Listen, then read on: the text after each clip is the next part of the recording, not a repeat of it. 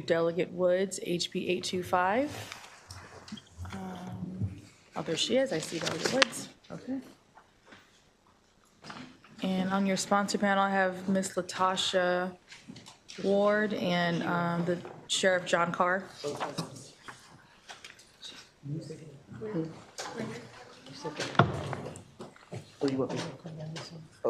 Do we have a?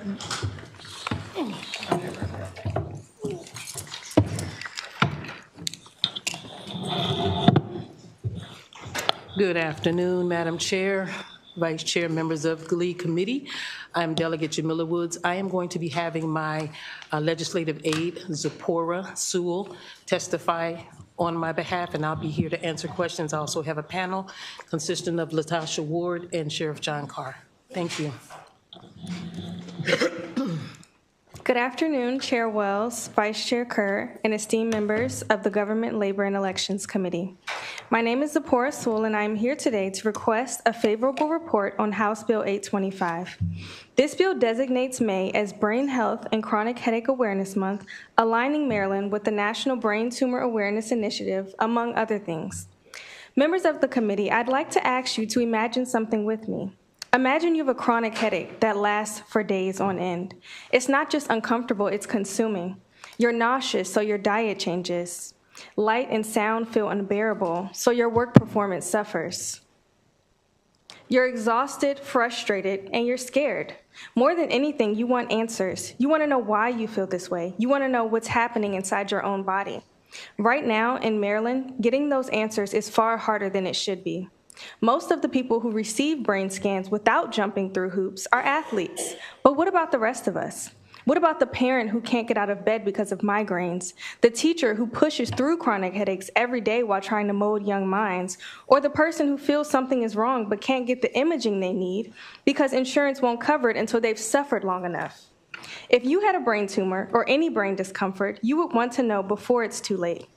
No one should have to wait until their life is in danger to receive diagnostic tools that could have provided clarity earlier. House Bill 825 helps us fix that. This bill requires that Maryland Department of Health to develop guidelines for incorporating risk-based brain health evaluations into routine physicals and wellness visits so that medically necessary brain health diagnostics are accessible and not a privilege. The bill also establishes the Maryland Brain Health Grant Fund, which supports nonprofits, healthcare providers, and other entities doing crucial work in brain health awareness, screening, prevention, and services. This bill is about shifting from reactive care to proactive care. It's about giving Maryland residents the ability to protect their own health before a crisis occurs. It's about raising awareness for brain tumors, chronic headaches, migraines, and traumatic brain injuries that too often go undiagnosed until the damage is irreversible. Our brain is one of the most complex and delicate organs we have. Shouldn't we do everything in our power to protect it? Marylanders know their bodies. They know when something feels off, and they deserve the right to request a brain scan and to get one without unnecessary barriers when their health and their peace of mind are on the line. For these reasons, I respectfully urge the committee to issue a favorable report on House Bill 825. Thank you for your time and consideration.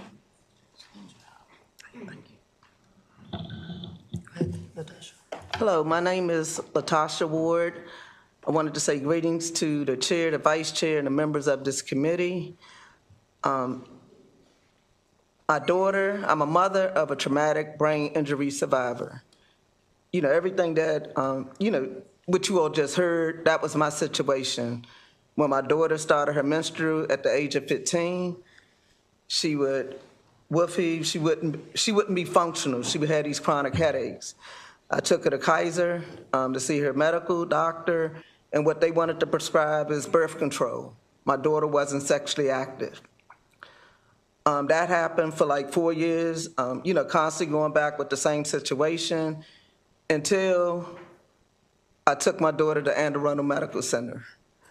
The doctor said, hey, I was about to just give your daughter some medicine and send her home. She said, but after I looked in the back of her head, she had a tumor back there. She wasn't a neurologist, so she said, your daughter's not going home with you, but she'll be seen by a brain surgeon on Monday. That was June 25th. When I got there, they had to drill a hole in my daughter's head because she had so much pressure. The doctor didn't understand how was my daughter able to be a dancer, how was my daughter able to drive 6 hours home from Bennett College to Maryland. She didn't understand any of that because her tumor was on her cerebellum. That deals with your speech and your balance.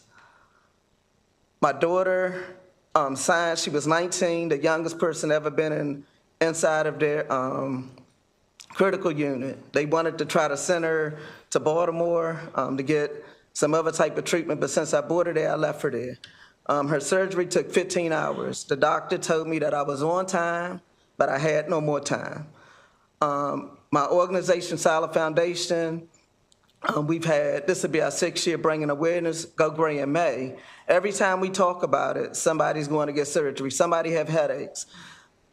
In our household, a lot of people say, take medicine, baby, lay down. A lot of people don't get back up. Some people, when they get back up, either they blind, you know, some of them have aneurysms, like my uncle, who's still, he went to Kaiser, they gave him medicine, he ended up, as soon as he got on his steps, had an aneurysm. My sorority sister in 2023, it was December, the same thing in Southern Maryland, she had the one that killed her. You know, so it's about saving lives, it's about allowing people to get proper screening so that we can prevent those situations from happening. So that's all I'm asking you all is to support this bill. Let's save lives, because if your brain don't work, nothing works. Good afternoon, Chair, Vice Chair, members of the committee. I was before you just earlier with another bill, but I knew this bill was very important for me to stay. I am John Carr, Sheriff of Prince George's County, and I'm not here just as the sheriff. I'm here to actually speak on a personal matter in which my mother actually had a traumatic brain injury in which she fell. They believed it was just a concussion. That then turned into something completely else, something else. And that's the reason why I'm asking for a favorable report. As she went through her diagnosis of just a concussion, stay away from light, of course she'll have issues with speaking, it started to turn into something else. For us as the family, we started to understand and see that she was not, you know, who she was before. She was unable to really speak, forgetting things. She had a lot of issues. This bill here would actually provide additional resources so that those individuals who have gone through or have a traumatic brain injury, that they'll get the resources that they need, that we're able to educate individuals, that we're able to provide those additional resources so that we'll take the next step, so that people don't have to wait and continue to go to the hospital to figure out exactly if this is something that, you know, we'll do a scan or not do a scan. Education is key. So I'm asking you for a favorable report, not just from my position and what we see on the streets every day, but also just from a personal standpoint. Thank you so much. Thank you very much to the bill sponsor and to all of those testifying and impacted by this. We do not have any questions from the committee. We do have additional witnesses here to testify, Tahjai Ward and Ty Ransom.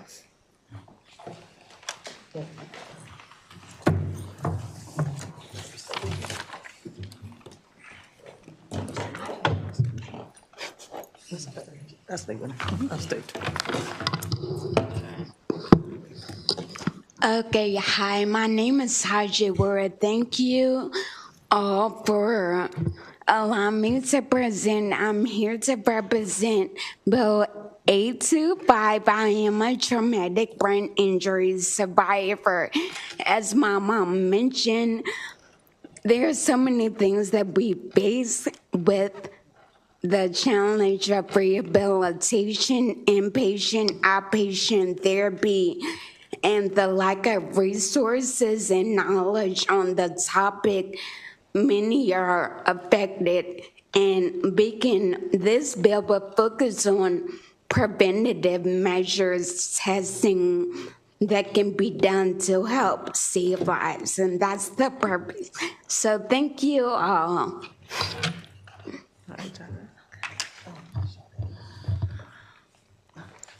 Good afternoon. My name is Tia Ransom. I'm the mother of Elijah Ford, who's right here, who suffered with traumatic brain injury at 2 from falling.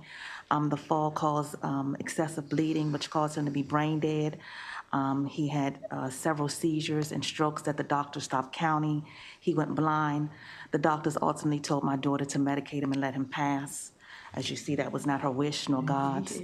But what we have come to find out is he needed to learn how to walk. He needed rehabilitation.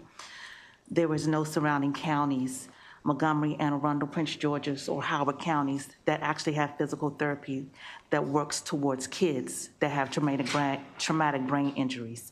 We have to go to the District of Columbia as of right now. Teachers, educators are not educated with knowing what TBI is. So for him to have a productive adult life, we're now paying for tutoring to help. So this bill will help bring more awareness to our families and, sadly to say, other families that will come and prayerfully have more resources to help the children to become productive adults. Thank you. Delegate Sample Hughes. Thank you, Mr. Chair. I'm going to try to turn this into a question, but I just need to say that this is so important. When I was in elementary school, a young man on Friday, he said, when we were getting off the school bus, he asked me to be his girlfriend. He had a headache that day. He never returned. Gregory Bailey, he died. We were in elementary school. The other reason I bring it up is because my mother, she's had 2 brain aneurysms. One when I was 5, and then the other, I was like 1999. And the same symptoms, that same severe headache and vomiting and all of that. And I raised it up because just this past, or 2 weekends ago, a young lady, she had her daughter, she's 11, and she said, oh, she has a severe headache, she has a severe headache, and oh, we're just gonna give medicine. I'm like, whoa, whoa, whoa. It's like a red flag, like, that's not always the answer. I need you to dig a little deeper. I need you to understand that you might need to go to the hospital and get a CAT scan. So it just begs awareness is necessary, because you don't know. I mean, the age doesn't matter anymore, you know? It could be an older person, it could be a younger person. So the question, this is very important, wouldn't you say, Delegate Woods? Yes, I would say, and Okay, thank you. as many of you know, I lost my son. He started out as an infant. I started taking him to the doctors with concerns. It wasn't until he was 12 years old that they finally realized he had a brain tumor. The tumor had actually imploded. So they initially told me that he had a malignant brain tumor and there was nothing that could be done. We found out that he actually had a tumor that exploded. My son had been kicked out of 11 schools for behavioral challenges. I had begged for them to please check to see if there was something wrong. And instead, they wanted to give him psychotropic medication, put him in special programs. He was very intelligent, as you all know. I eventually lost him. But this bill is so important because we cannot, as you just said, bypass and not look into the deeper picture. There are far too many young people in general, I don't want to just say young people, but so far too many people in general who we don't dig deep enough when they complain of the headaches. My son had seizures, and even though they ruled them out to be epileptic, they never did the research, and it wasn't until that tumor exploded in his head. He lived with that from 3 months old. He lived, and I lived with being called a bad parent, everything you could think of because of his behaviors. But despite my request, because I didn't have a medical background, no one ever dug deep enough to see what exactly. I was fortunate to have him for 34 years, but he was still gone far too soon. So thank you. Yes, this is extremely important.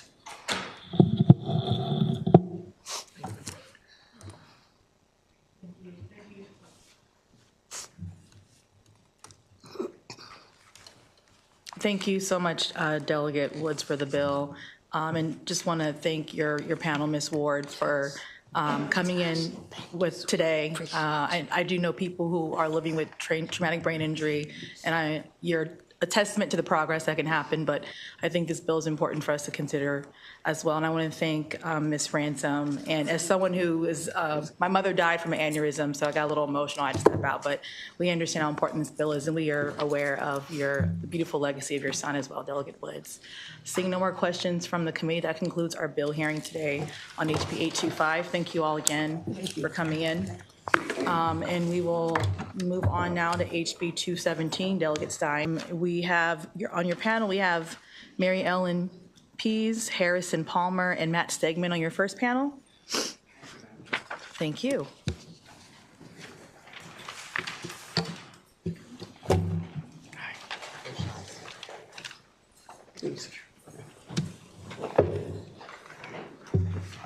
Good afternoon, Madam Chair, Mr. Vice Chair, and committee members. For the record, Delegate Dana Stein about House Bill 217. But before I begin, I just want to give a shout out to the previous presenters.